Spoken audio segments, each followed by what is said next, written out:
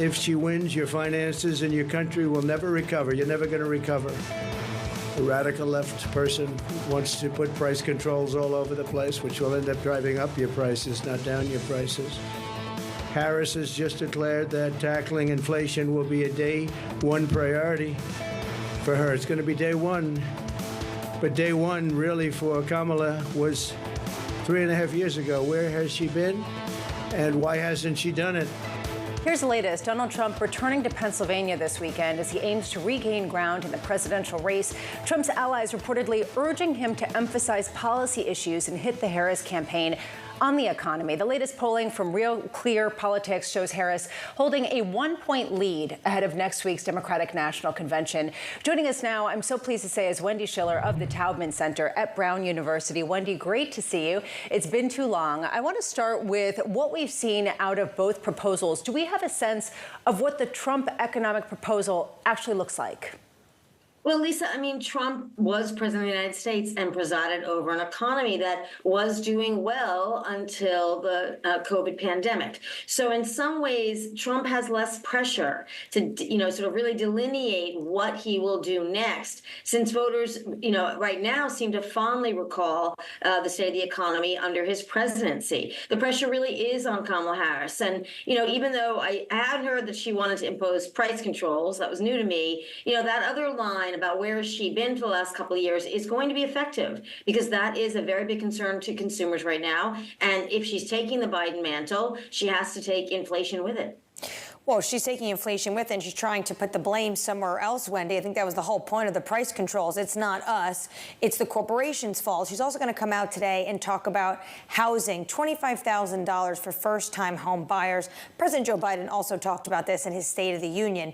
Will that land with voters, even though she cannot unilaterally do that? She needs Congress support.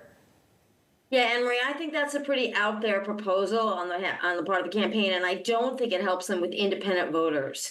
So it's really this balance, and the reason is because I think a lot of people have mortgages, have already bought houses, and that those are a lot of suburban voters that they need. This is the constant balance for the Democrats, balancing getting their base out, young people who say they can't afford to buy a home, tackling student loan debt, and also making sure to bring those independent voters back into the Democratic fold, at least in public opinion surveying. And that's the balance. And I don't think that proposal will do anything with independent voters. She also has to balance how much she campaigns with Joe Biden, given the fact that Americans blame him for what they perceive as higher inflation. We do know the rate has come down. How does she do that?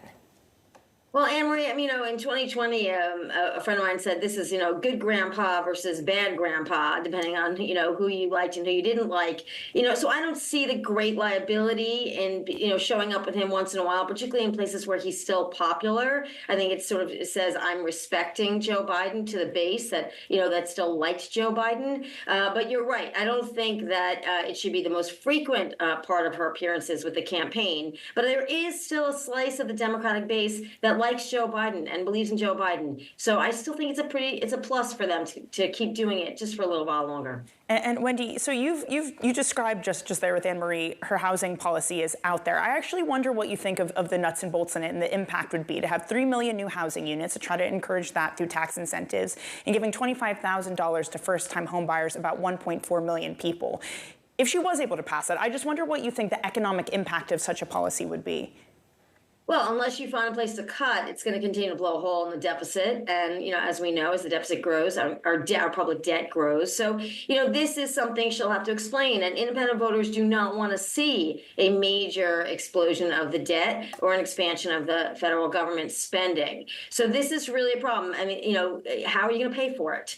And that is a big question. And saying you're going to raise taxes on the wealthy or raise taxes on corporations, that doesn't usually work all that well for Democrats. So they may have to rethink how, walking that back. It's also the case that, not everybody wants housing in their backyard. We've seen that even in liberal blue states, a lot of NIMBYism. So you may want to build all that new housing, but where is it going to go? And how effective can you really be?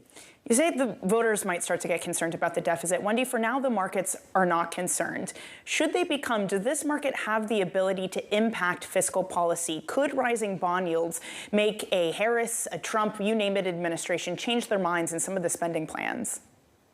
I think this is a turnout enthusiasm game from now until November. So, your very core base of the party has to get out the door. And I don't think that slice, either the Republicans or the Democrats, is going to, base their voting decision on the deficit. So I don't see a lot of impact there. And let's remember that, Congress is full of a lot of people who like to bring home money to their districts. So tackling the deficit is always a multidimensional and complex problem with lots of other political actors who don't really want to go back and say, yeah, I cut your spending.